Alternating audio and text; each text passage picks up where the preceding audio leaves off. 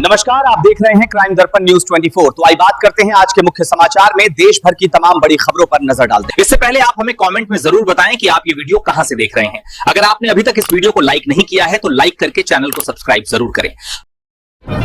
303 गांवों के 22,000 किसानों को पानी का इंतजार। बिना सिंचाई के खतरे में गेहूं की फसल। शाहजहांपुर में शारदा नहर खंड की नहरों में पानी न आने से 303 गांवों के 22,000 से अधिक किसान सिंचाई के लिए परेशान है। गेहूं की फसल की सिंचाई के लिए किसानों को इंजन किराए पर लेने पड़ रहे हैं। नहर विभाग के अधिकारियों का कहना है कि जल्द ही पानी छोड़ा जाएगा, लेकिन किसानों को अभी भी इंतजार है।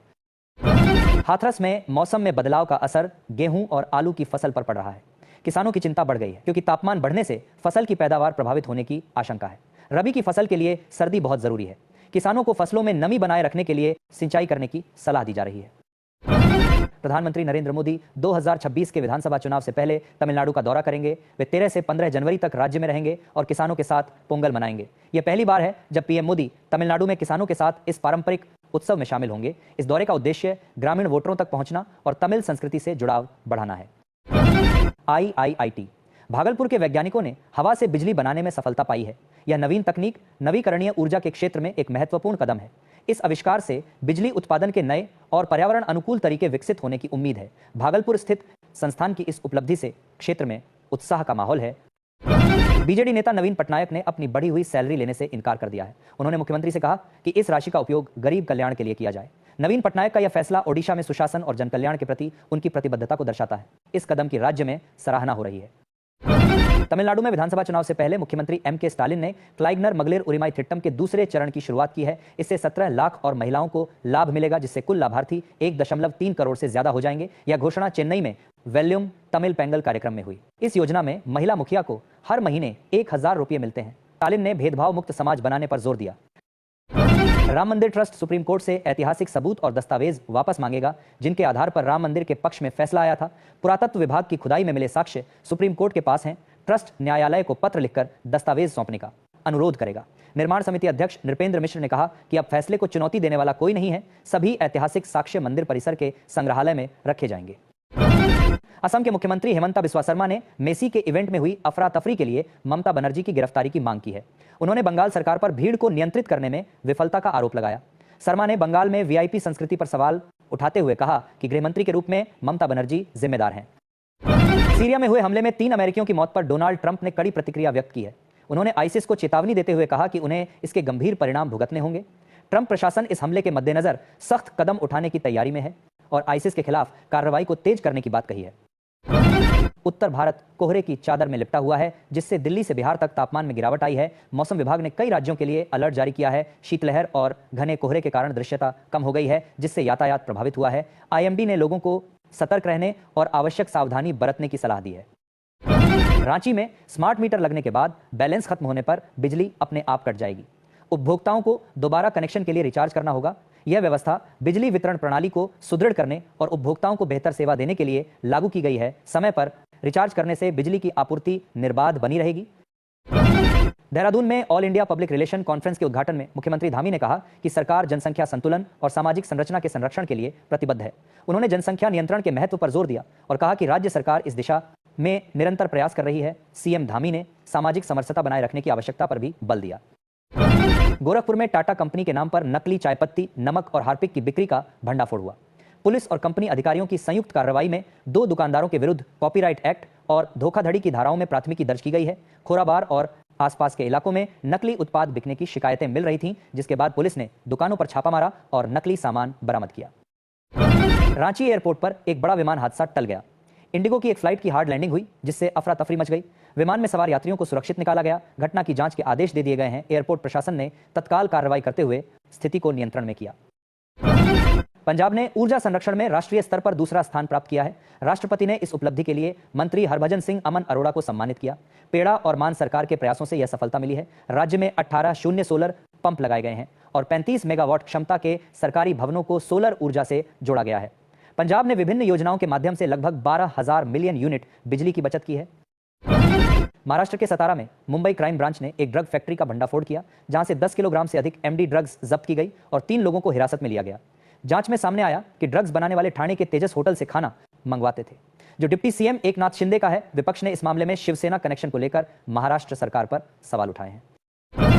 उत्तराखंड सरकार ने प्रवासी नागरिकों के लिए राशन कार्ड की ई-केवाईसी प्रक्रिया को आसान बना दिया है। अब उन्हें ई-केवाईसी के लिए अपने गांव वापस जाने की आवश्यकता नहीं होगी। सरकार ने नई सुविधा शुरू की है जिससे वे कहीं से भी यह प्रक्रिया पूरी कर सकते हैं, जिससे one nation one ration card योजना को बढ़ावा मिलेगा और खाद्य सुरक्षा सुनिश्चित होगी। बिहार सरकार युवाओं को रोजगार के अवसर प्रदान करने के लिए वर्ल्ड स्किल सेंटर मॉडल लागू करेगी। इस योजना के तहत युवाओं को अंतर्राष्ट्रीय स्तर का प्रशिक्षण दिया जाएगा जिससे उन्हें विदेशों में बेहतर नौकरी मिल सके। सरकार का लक्ष्य है कि बिहार के युवा वैश्विक स्तर पर प्रतिस्पर्धा कर सकें और राज्य का नाम रोशन करें। भोजपुर के मैट्रिक पास युवाओं के लिए पोस्ट ऑफिस में नौकरी पाने का सुनहरा अवसर है। भारतीय डाक विभाग भोजपुर में विभिन्न पदों के लिए भर्ती कर रहा है। इच्छुक और योग्य उम्मीदवार जल्द ही आवेदन कर सकते हैं। यह भर्ती भोजपुर के स्थानीय निवासियों के लिए एक शानदार मौका है। स्वामी अविमुक्तेश्वरानंद ने प्रधानमंत्री कार्यालय का नाम सेवा तीर्थ रखने को अनुचित बताया है। उन्होंने कहा कि यदि आवश्यकता पड़ी तो वे इस मामले को लेकर न्यायालय भी जाएंगे। उनके अनुसार यह नाम परिवर्तन उचित नहीं है और वे इसके खिलाफ कानूनी कार्रवाई करने के लिए तैयार हैं। व्हाइट हाउस के एआई प्रमुख डेविड सैक्स के अनुसार चीन ने एनवीडिया के H200 चिप को रिजेक्ट कर दिया है। चीन घरेलू स्तर पर विकसित सेमीकंडक्टर का समर्थन कर रहा है। राष्ट्रपति डोनाल्ड ट्रंप ने एनवीडिया के H200 की शिपमेंट को चीन जाने देने की बात कही थी। सैक्स ने संकेत दिया कि उन्हें नहीं पता कि यह तरीका काम करेगा या नहीं। मध्य प्रदेश के मंत्री विजय शाह का एक वीडियो वायरल हो रहा है जिसमें वे रतलाम के अधिकारियों से लाडली बहनों को मुख्यमंत्री मोहन यादव के सम्मान समारोह में लाने के लिए कह रहे हैं। उन्होंने कहा कि यदि अपेक्षित संख्या में महिलाएं नहीं आती हैं तो उनके आधार लिंक की जांच की जाए। जिला विकास सलाहकार समिति की बैठक में अधिकारियों के अनुपस्थित रहने पर मंत्री शाह ने नाराजगी भी जताई। भागलपुर के सांसद अजय कुमार मंडल ने जदयू की राजनीति में सीएम नीतीश की तारीफ की है। उन्होंने कहा कि वे कटुता दूर करेंगे। सांसद ने सीएम नीतीश कुमार के कार्यों की सराहना करते हुए पार्टी में एकता और सद्भाव बनाए रखने की बात कही। मार्केट रेगुलेटर सेबी ने अदानी ग्रुप को बड़ी राहत देते हुए इनसाइडर ट्रेडिंग के आरोपों से बरी कर दिया है। यह मामला अदानी ग्रीन एनर्जी लिमिटेड द्वारा एसबी एनर्जी के अधिग्रहण से जुड़ा था जिसमें आरोप था कि प्रणव अदानी ने गोपनीय जानकारी लीक की थी। सेबी ने पहले हिंडनबर्ग रिसर्च के आरोपों से जुड़े मामलों में भी ग्रुप को राहत दी थी। बिहार सरकार परवरिश योजना के तहत अनाथ और बेसहारा बच्चों को हर महीने 1000 रुपये की आर्थिक सहायता प्रदान कर रही है। इस योजना का उद्देश्य बच्चों का भरण पोषण सुनिश्चित करना है जिससे उन्हें बेहतर जीवन जीने में मदद मिल सके। भोजपुर जिले में भी कई बच्चे इस योजना से लाभान्वित हो रहे हैं जिससे उनके जीवन में सकारात्मक बदलाव आ रहा है। हिमाचल प्रदेश के मुख्यमंत्री सुखविंदर सिंह सुक्खू ने समूह ए, बी, सी और डी के सभी कर्मचारियों के लिए एक समान एपीआर प्रारूप लागू करने की घोषणा की है। शिमला में एपीआर सॉफ्टवेयर के विकास कार्य की समीक्षा बैठक में उन्होंने ये जानकारी दी। यह पोर्टल डिजिटल टेक्नोलॉजी एवं गवर्नेंस विभाग द्वारा विकसित किया जाता है रहा है जिसका उद्देश्य सरकारी कर्मचारियों के लिए एक पारदर्शी और प्रभावी प्रदर्शन मूल्यांकन प्रणाली स्थापित करना है। वाराणसी में नो मैपिंग वाले मतदाताओं की संख्या 8.14 लाख तक पहुंच गई है जिससे मतदाता डेटा में महत्वपूर्ण बदलाव दिखाई दे रहा है। निर्वाचन आयोग द्वारा मतदाता सूची को अपडेट करने के बाद यह परिवर्तन आया है। इस अपडेटेड डेटा का असर आगामी चुनावों पर दिख सकता है क्योंकि अब बड़ी संख्या में मतदाता बिना मैपिंग के हैं। पंजाब में आज धुंध छाने का अनुमान है। रात के तापमान में वृद्धि दर्ज की जा रही है।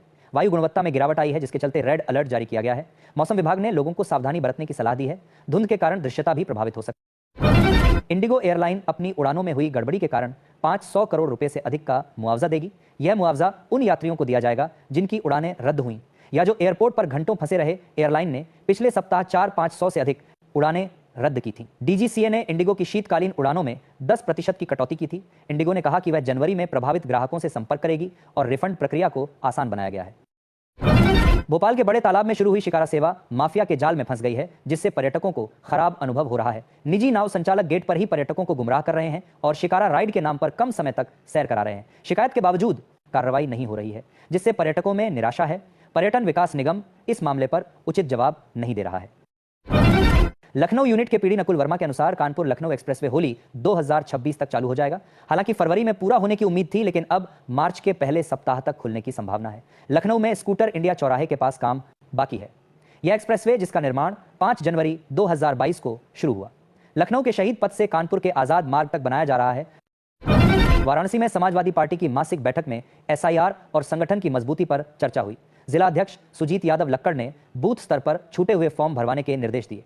सांसद वीरेंद्र सिंह ने एसआईआर के नाम पर जनता को परेशान करने का आरोप लगाया और महंगाई बेरोजगारी पर चिंता जताई।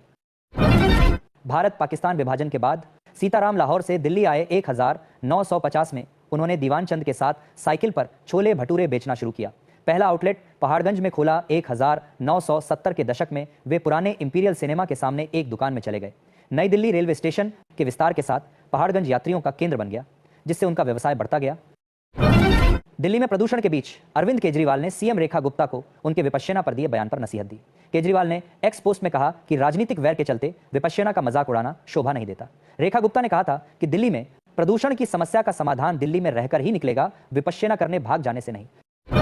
बलरामपुर में उज्ज्वला योजना के तीसरे चरण में महिलाओं को मुफ्त गैस कनेक्शन मिलेगा, जिसके लिए पात्रता श्रेणी में बदलाव किया गया है। इस योजना का उद्देश्य गरीब महिलाओं को स्वच्छ ईंधन प्रदान करना है। नए नियमों के अनुसार अब अधिक महिलाएं इस योजना का लाभ उठा सकेंगी, जिससे उनके जीवन में सुधार होगा और वे स्वस्थ जीवन जी सकेंगी। बिहार में बेटी के जन्म पर नीतीश सरकार की तरफ से एक खास सौगात मिलेगी। बेटी के जन्म के साथ ही परिवार को 21 सरकारी योजनाओं का सीधा लाभ मिलेगा। यह योजना बेटियों के भविष्य को सुरक्षित करने और उन्हें सशक्त बनाने की दिशा में एक महत्वपूर्ण कदम है। इससे राज्य में महिला सशक्तिकरण को बढ़ावा मिलेगा। सोनभद्र में मोटे अनाजों की मांग में वृद्धि देखी जा रही है। ठंड के मौसम में श्री अन्न के सेवन से लोगों को गर्माहट मिल रही है और यह स्वास्थ्य के लिए भी लाभकारी है। स्थानीय बाजार में अब लोग पारंपरिक अनाजों को अधिक पसंद कर रहे हैं, जिससे किसानों को भी प्रोत्साहन मिल रहा है। श्री अन्न के गुणों के कारण यह ठंड में विशेष रूप से लोकप्रिय हो रहा है। उत्तर प्रदेश में भाजपा ने नए प्रदेश अध्यक्ष की घोषणा के साथ राष्ट्रीय परिषद के 120 सदस्यों की सूची जारी की है, जिसमें प्रधानमंत्री नरेंद्र मोदी, रक्षा मंत्री राजनाथ सिंह, मुख्यमंत्री योगी आदित्यनाथ तथा उप मुख्यमंत्री ब्रजेश पाठक और केशव प्रसाद मौर्य प्रमुख रूप से शामिल हैं।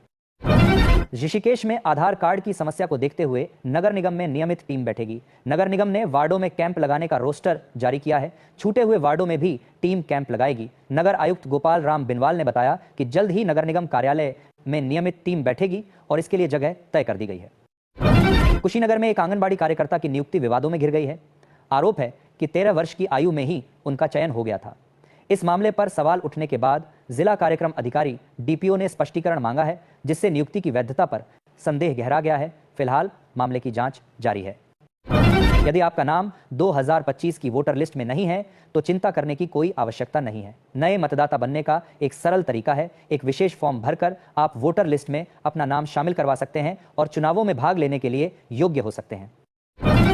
भारतीय जनता पार्टी ने नितिन नवीन को कार्यकारी राष्ट्रीय अध्यक्ष नियुक्त किया है। बिहार के नितिन नवीन 5 बार विधायक और 3 बार मंत्री रहे हैं। माना जा रहा है कि नए राष्ट्रीय अध्यक्ष के चुनाव तक नितिन ये जिम्मेदारी संभालेंगे। नवीन की नियुक्ति यह भी संकेत है कि पार्टी प्रधानमंत्री नरेंद्र मोदी और गृह मंत्री अमित शाह की दिशा पर ही चलेगी।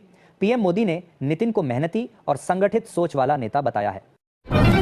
दिल्ली के रामलीला मैदान में कांग्रेस के वोट चोरी विरोधी प्रदर्शन में पीएम मोदी के खिलाफ नारों से विवाद खड़ा हो गया। भाजपा ने इसे लोकतांत्रिक मर्यादाओं का उल्लंघन बताया और कांग्रेस पर हमला बोला। कांग्रेस ने नारों से किनारा करते हुए कहा कि ये पार्टी की सोच नहीं है। भाजपा प्रवक्ता संबित पात्रा ने कहा कि कांग्रेस जनभावनाओं को समझने में नाकाम रही है। कांग्रेस नेताओं ने कहा कि आपत्तिजनक नारे कुछ भटके हुए लोगों का काम हो सकते हैं। बांका के अमरपुर में चांदन नदी के बीरमा और राजापुर घाटों पर अवैध खनन के मामले में खनन विभाग ने 16 बालू तस्करों के खिलाफ प्राथमिकी दर्ज कराई है। इन तस्करों पर 75,800 घन फीट बालू का अवैध खनन करने का आरोप है, जिससे लगभग 82 लाख रुपए के राजस्व की चोरी का अनुमान है। भारतीय टीम ने तीसरे टी20 मुकाबले में साउथ अफ्रीका को 7 विकेट से मात दी। इस जीत के साथ ही भारत ने 5 मैचों की सीरीज में 2-1 की बढ़त बना ली है। मुकाबले के बाद कप्तान सूर्य कुमार यादव ने अपनी फॉर्म को लेकर बात की। इस दौरान वो अपना ही बचाव करते नजर आए। रविवार सुबह सर्दी के पहले कोहरे की वजह से ताजमहल दिखाई नहीं दिया और दृश्यता करीब 20 मीटर रही। कोहरे से अधिकतम तापमान में गिरावट आई और रात में गलन बढ़ी। मौसम विभाग ने सोमवार सुबह घना कोहरा छाने का अनुमान जताया है। जनवरी से टीवी की कीमतों में बढ़ोतरी टीवी प्राइस हाइक हो सकती है, जिसके 2 मुख्य कारण हैं, मेमोरी चिप की कमी और रुपये का कमजोर होना। रुपये का मूल्य 90 रुपये प्रति डॉलर के पार जाने से इलेक्ट्रॉनिक्स उद्योग पर असर पड़ा है। मेमोरी चिप संकट के कारण कीमतें 3 से 10% तक बढ़ सकती हैं। अगर आप टीवी खरीदने की योजना बना रहे हैं तो दिसंबर तक खरीदारी करना बेहतर होगा।